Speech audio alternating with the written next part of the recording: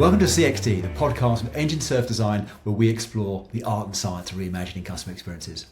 My name is Oliver King. I'm a managing partner at Engine, and in today's episode, which is a continuation of our Rail series, I'm really pleased to be joined by two partners at Engine, two project leads, Laurie Jones and Tom Hoare, who are front and centre of our rail experience practice. Together, they have led all sorts of customer experience projects, looking at customer experiences on high-speed trains, regional services, international operators, passenger and freight experiences. And I'm really excited to speak to them today about the challenges of designing customer experiences for railways, and perhaps what a future experience would begin to look like. So, Laurie, Tom, thank you for joining me on the show.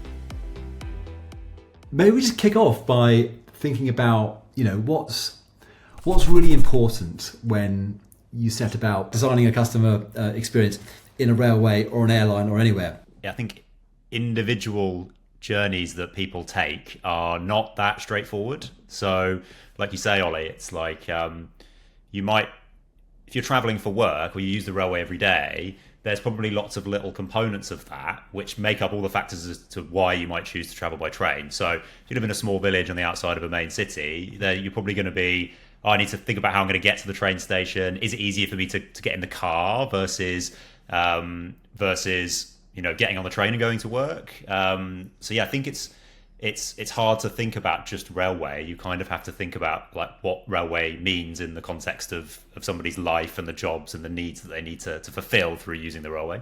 Yeah, it's not just other modes of transport as well, isn't it? It's considering the entire end-to-end journey and what could rail do that other modes of transport couldn't. What are those additional experiences that you could embed into that journey? What could you do inside a station, for example, that could be really useful to customers? Because it's interesting. I heard one of our other guests we spoke to the other day sort of wonderful thing about a railway. He said, amongst the competitive set for railways. So you think about what's the competition to a railway, and you kind of go, it might be a coach, a plane, a car. And they said one other thing. They said it's working from home is a really big kind of competitor to railways. Like what is it that railways need to do to kind of get people to actually kind of get on the train and go somewhere? I mean, that's a working concept, but generally, how you go about getting people on. I thought that was brilliant. I think it's interesting. Like, you definitely notice that there is an outward push from like rail operators at the moment to try and convince people that the train is like this wonderful thing that will connect you back to places maybe that you were not connected to. So like, let's say for example, before the pandemic, like most people who either lived in a city, commuted to a place of work, for example, and that obviously changed, right? It's like more people work from home, they work locally. So for the operators, it's like, how are we going to get these people to like come back to using the services in the way that they did? But what do you think? Like, what are the big things that customers need from this journey, this experience? Is it all bells and whistles? Is it something fundamental? I think the being on the train experience for many people is broadly accepted to be pretty good. It's as you mentioned before, it's the getting to and from the station and making that the journey as a whole work for you. I also think there's a set of basics that the rail journeys really need to get right. People need to feel that they're safe when they're travelling by rail, and I think increasingly that there might be a cohort of people who don't think rail is for them. For various reasons, accessibility being one of them. So there are a number of challenges to get people, whether it's out of their cars, away from working from home, onto the railway.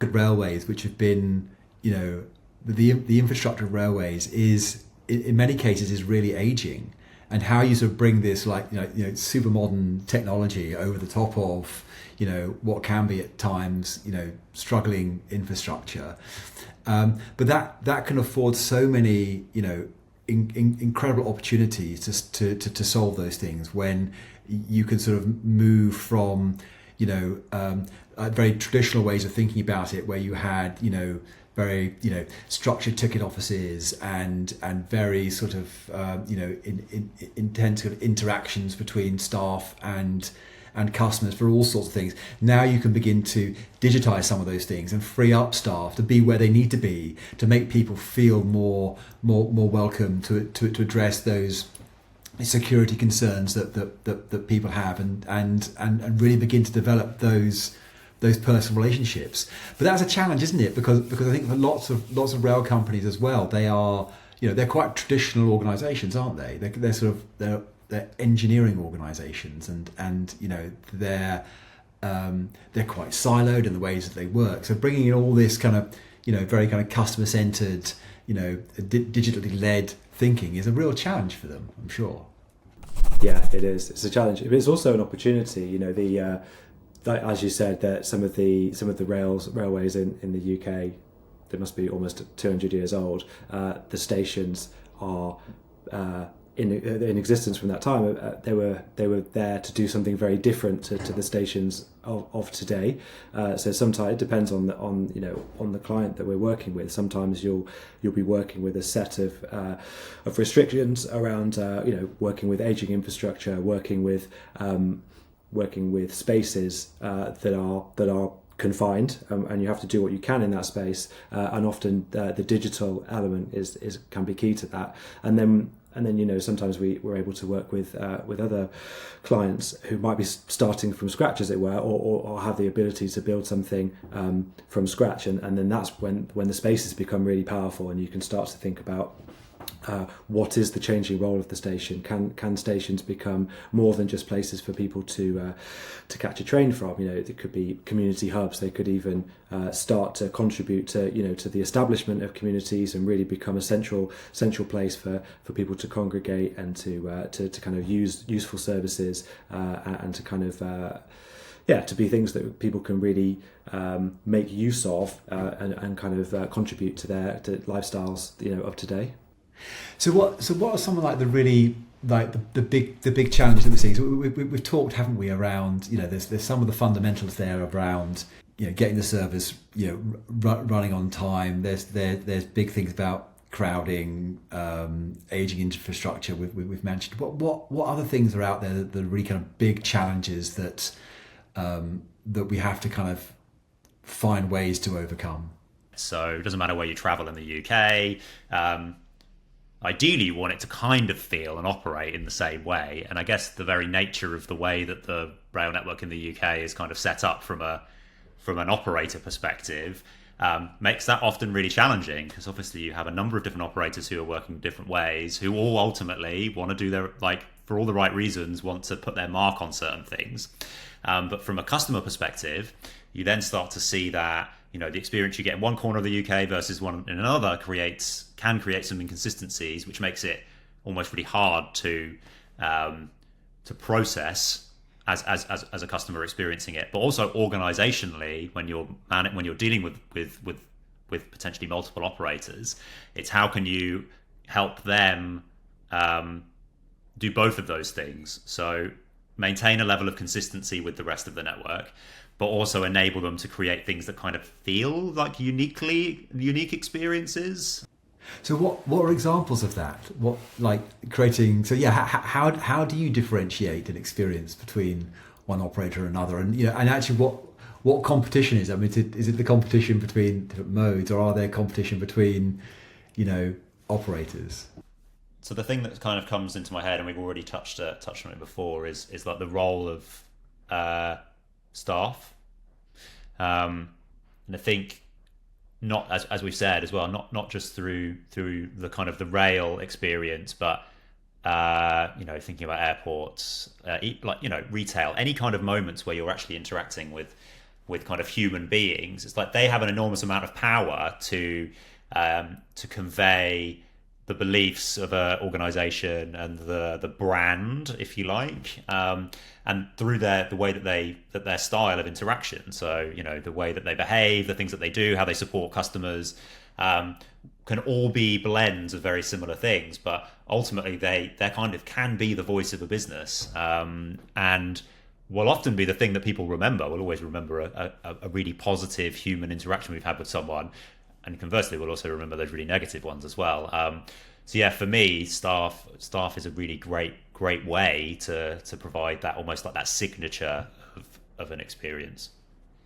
Yeah, it also feels like you should be acknowledging the location of the service. So physically, where is this railway running? What can we leverage? What are the landmarks? How can we integrate with the famous places? Why are people travelling to and from the locations on this railway line? And how can we start to kind of, I guess, imbue a bit of character by taking from those places that people are travelling to and from?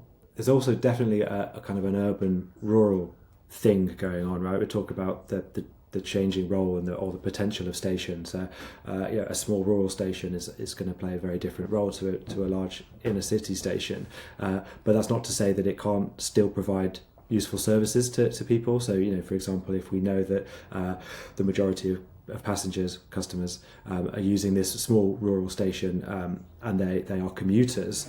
What are the types of useful services that we can embed into this station, and how do we think people are travelling to their place of work or to their homes from that station, and how does that kind of determine how we design the station in terms of how we design it physically, but also the additional services that might be really useful to customers in and around the station itself. Yeah.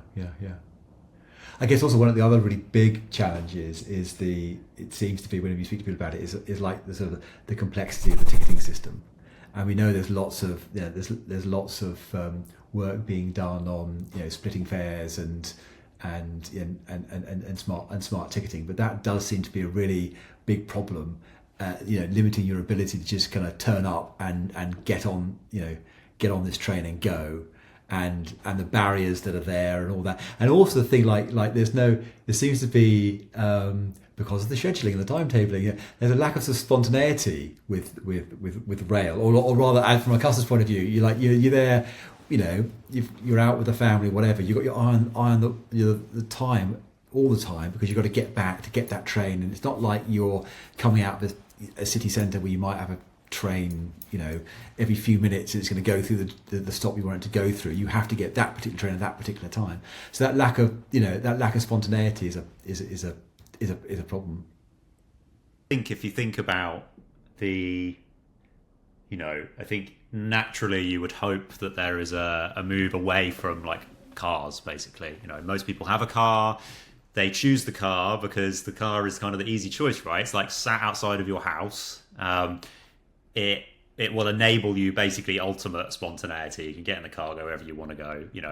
There's some negative stuff attached to it beyond environment. It's often quite a stressful experience, but it's also generally based on kind of, if you think about the ticketing challenge, it's also probably generally more cost effective to own and drive a car than it is, unless you book really far in advance, you make lots of decisions. It's the combination of spontaneity versus cost is often currently better for a car than it is for the train. And I think, again, if like you're trying to change the idea of like rail being the obvious choice for customers, like all of those things almost have to come together. It's like, how do you create something that's or even if you can, as easy as car travel, as cost effective as car travel, but ultimately better for the environment, probably less stressful, you'd hope as well. But yeah, I think that is a really big challenge. It's like if you want to increase the customer base, you've got to move them away from other modes. Yeah, I think if you expand ticketing to how people are paying for their journeys and not just rail as well, that's a real challenge.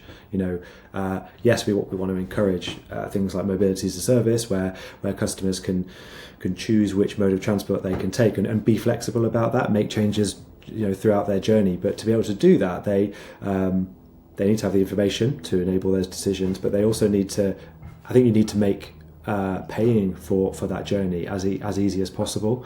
And that's where, yes, digital services are important, but also probably partnerships. So, ensuring that various transport mode providers are looped in together, and that we're offering an integrated, seamless experience to customers, even though we're all doing very different things and they're not part of the same business. But from the customer perspective, you can see how you can get from A to B using 1, 2, or 3 modes of transport, and you're kind of, I think another thing from a customer point of view, you're sure that option is available to you, that you can take that push bike for the last mile of your journey, that it is available, and you have the information for you to make a kind of informed decision about that.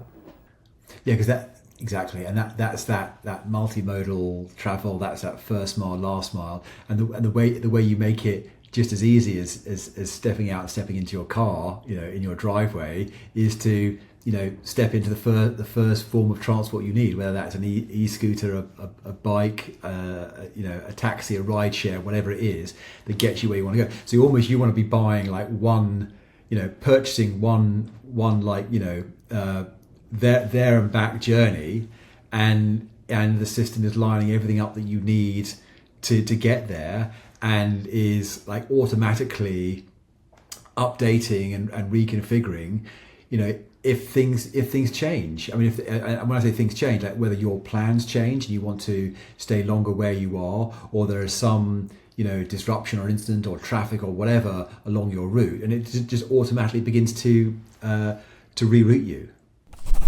So what does, like, thinking about like a future journey, what does the future look like? If we were sort of like meeting all the requirements of customers. I mean, obviously it's going to be safe and secure and reliable and all that kind of stuff.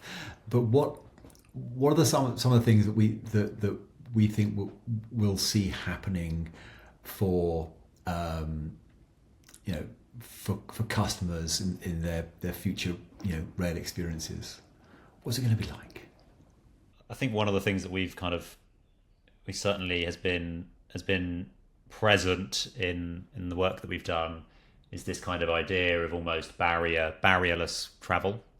So I think particularly like stations as spaces are like naturally at the moment they're kind of segmented by like physical barriers to stop people from accessing trains for all sorts of the right reasons right at the moment. But that creates a load of challenges. It makes throughput really difficult, especially at really busy times, and it slows people down. Like, we've all been guilty of like fumbling around trying to find your ticket, and you've like it's in the bottom of your shoe and it's all mangled up and won't go through the machine. But this idea that, well, wouldn't it be great that you can just use technology to passively detect you as a person across all of the modes of transport that you use? So this idea of payment is no longer like there's no moment in it. It's just, you can just access it. Yeah, so no tickets. That ticket is gone. It's a digital token that's with you, and as you move through, it automatically charges you or redeems you for fares or what have you. Yeah, I think the barrierless thing is there's a practical thing about that, isn't there? Like you say about tickets and removing those because we no longer need them. But it's a kind of an ideological thing, right? Kind of removing the barriers in and around stations. Everybody can access all of the services in and around these stations. You can roll on and roll off the rolling stock with your push bike or other mode of transport. So ultimate convenience and that kind of seamless movement through in and out of stations and onto the mode of transport, I think it is practically something that's possible. There's also something to be said about how the rolling stock will change, what the function of the train is, because I guess now the function of the train is almost to get people from A to B fairly comfortably, depending on how far you're traveling, and people have for a long time figured out ways to work around that, right? So they sat there on their laptop across the table from somebody else who also probably has a laptop, and it's desperately trying to finish the presentation, or they'll be trying to read a book in amongst a load of football fans or something. So I think currently there's lots of everybody's kind of smushed together, if you like, and we've all kind of found a way to make do. But I think looking to the future, you can start to imagine the train as being kind of a space where you've got a level of confidence around being able to do those things. So, you could imagine spaces on board which are just dedicated to work, and they come with like all of the things that you would imagine that modern mobile people need, access to high-speed internet, these kinds of things, but also spaces to rest, like reconfigurable spaces depending on who's using the train and where, like, you know, where they're going, what time of day it is. Like, you want to have some confidence that you can put your luggage in there, that that you can take your bike on board, and all that stuff is going to be safe and secure, and it's not going to be accidentally removed at the station without you. And, you know, we all know that stuff is really important. I just got to say, so this again, a few episodes back, we had Nick Lusardi was on the show, and his done a lot of design, amazing designer, done a lot of stuff in rail, but also came from an aviation background. And what his company has developed, they've basically taken sort of like aviation thinking and brought it onto the train, and essentially, well, the product they've created is a thing called Dream Suite, which is essentially like imagine like a business class seat you'd have on an aeroplane going onto a train. And the way that addresses so many needs, not just through straightforward comfort, but actually recognizing that the way that people want to use that space, the way they want to be able to kind of have their luggage with them, not down the end where they worry about it the whole time, the way they want to be able to work on board a train, they want to be able to rest on board a train, and what Dream Suite was looking at was almost the re-emergence of almost like the sleeper service. Yeah, because presumably that sleeper train on the way back, it might be coming back in the day, and that carriage could be a very different place. It could serve a completely different purpose, right? Yeah. So I think it's we all know that the same train carriage can be very different from 7:30 in the morning during rush hour to a Saturday afternoon. I was just thinking about the sleeper service in a slightly different angle. There is, if you think about what the railway was like 100 years ago. It was like it was quite romantic. I mean, it was probably a bit grubby and sooty because of but there was a romanticism to it. And, you know, people would go on train journeys across Europe, and that would be their holiday. And, you know, it would be the like really luxurious kind of white glove experience. And recognizing that's not for everyone, but there is definitely a base of people who that is still exciting for. And, you know, could you imagine that actually there's a component of the railway which is this like hyperlux kind of really like wonderful kind of nostalgic experience, but kind of for the 21st century almost. So some of those really nice qualities that you might have, so you get really nice food, dining cars. And the journey is part of the experience. It's not your experience doesn't just start when you get to where you get to your destination. It's actually the moment you step on board the train. What else is there? So what's technology going to be doing for us? What are, you know, what's the role of colleagues in the future? Are they doing the same things? Are they doing different things? What does that look and feel like? Tech can do so much, right? Like, it can create a load of reliability, it can give you confidence, provide you all the information, personalize a load of things, but it isn't a person, and it's a long way away from being a person. And I think we all get reassurance from people being around us. Like, you know, sometimes you just want somebody there to be able to know when things go wrong, they're going to be there to sort it out for you. I think more and more the role of staff will be that kind of the host, if you like. And it will probably require a very different sort of person to do the job, with different kind of ambitions and wants to grow into. Because it's like it will be a more customer role. It's like you're there because potentially you absolutely love trains, but you also love people. Yeah, I think if you think about colleagues being, you know, previously they might have been people who got in a passenger's way because they're asking you for your ticket, whereas now they're kind of they could be enablers or facilitators of journeys. You know, I think the changing role should help to attract more people to the rail industry. I think it's not always perceived as the most glamorous or best paying industry to work in, and I think recasting that role of the colleague as a kind of as a relationship builder, and even we talked about that kind of sense of place and locality.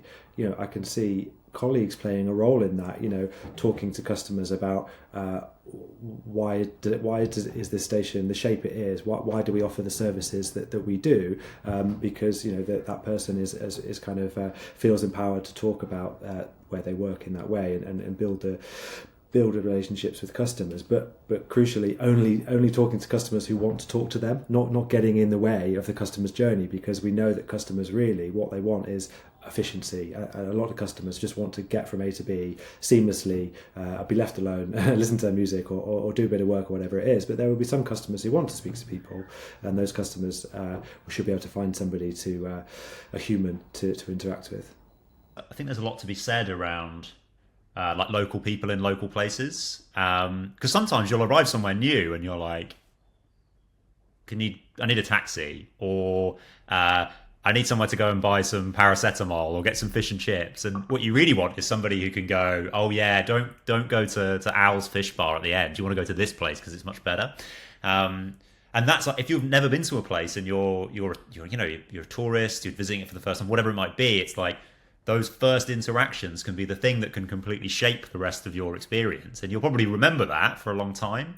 That's what I was going to say, especially in disruption, right? You're getting that kind of real local knowledge. It's honest. It's not scripted, and you're kind of really leveraging that person's knowledge and kind of insight. I think is really useful.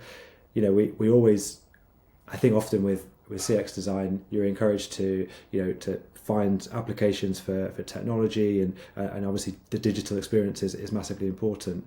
But I think it's equally as important to keep people in these experiences, especially we're making sure that they're kind of resourced in the right way, and we're kind of really leveraging what people are good at as well. So what advice would we give somebody sitting out there thinking, okay, yes, there are things with our customer experience that could be improved. We need to sort of think differently about stuff. So what advice would you guys offer up to sort of begin that process? How to get your head around some of those things, understand some of those issues, begin to kind of get people together to begin to think about this? I think there's something to be said around like looking beyond rail, and like we've kind of like talked around it a little bit. There's some really good stuff in rail, and there's also a load of challenges. But there's a lot of adjacent industries that are providing often things that are similar to customers. And also they're shaping expectations of customers as well. Like air travel is one of them. If you have a great experience on a plane, in your brain, you're going to start to be like, well, why can't my daily commute be the same as that, right? So customers are building those patterns. So I think for organizations, it's really important to think beyond an industry, your industry that you're in, and also even internally thinking beyond the team that you're in and starting to think how those teams might connect together to give additional viewpoints as well. But yeah, I think industry adjacents are really important. Yeah, I think tuning into to what customers' needs are for that specific service is really important. And as you just said, Tom, aviation, the idea of having retail in train stations came from airports. That the idea that you should be able to shop or find things that are of use to you before you take your train, or even have it planned for the other side. Initially came from aviation. So yeah, taking inspiration from that, but then also being really careful about what it is we think the customer needs are in that locality, and making sure that we're kind of suggesting services and ideas that are definitely of use to people, rather than things, and those things might change from station to station or service to service, or even time of year. The one thing I would then add on to that, I think as well, it's about, this might be a slightly loftier thing, but about like what is your purpose? What are you trying to achieve here? Are you trying to reduce the cost of a ticket? Are you trying to revitalize a community? Are there focusing in on that, so you can be very, very targeted in what you're trying to achieve. Yeah, your purpose, understanding your customers, the jobs they're trying to do, and looking outside, Tom, as you were saying, of your organisation to see who has solved those things really, really well. It seems to be that can often create, a bunch of kind of quick wins from a customer experience point of view, because it's like, the solution's out there, just somebody is doing it somewhere else that you can bring into your business. And also, at a very practical level, partnering with people who are already doing things as well. So that there's other mobility providers. What is available out there? You don't, I think quite often the clients might think that they have to do all of this stuff themselves, but actually the real win is to leverage what's already in existence and make sure that we can integrate with those really successful things that are already out there. Often the problems can feel like really big, like unmanageably big, and sometimes they are. It can feel like a really long journey. It's like, how am I ever going to solve this problem? I may not even really know what the problem is that I need to solve. And I think that there's power in kind of agility, like doing things, like just trying things, testing them with customers, seeing what works, seeing what doesn't work, within kind of within a small confine of the organization. So that you can kind of put something on the ground and test it and prove that it's useful. And obviously all that stuff is really powerful, right? Because then it helps unlock more money. So you can do bigger, more exciting things. I think it's almost like put a shovel in the ground, try and build something, see what happens. Often easier said than done, but I think important not to be paralyzed by the sometimes the size of the challenge. Yeah, just one step at a time, move forward. Hey fellas, look, this has been a brilliant conversation. We're gonna have more of these. It's fantastic, but all good things have to come to an end. So I think we're at the end of the road of this podcast. But look, I hope that's been an interesting conversation. Please, obviously follow and share CXD on all your channels. We actually in the description have a bunch of stuff that you'll find useful. We have a customer experience strategy checklist which you can use to understand, what the fundamental building blocks might be for your customer experience and learn more about what you can do. So take a look at that. Get in touch with us. If you want to be a guest on the show, we'd love to hear from you. Share it all out there, and see you on the show next time. All the best. Thanks, guys. See you soon.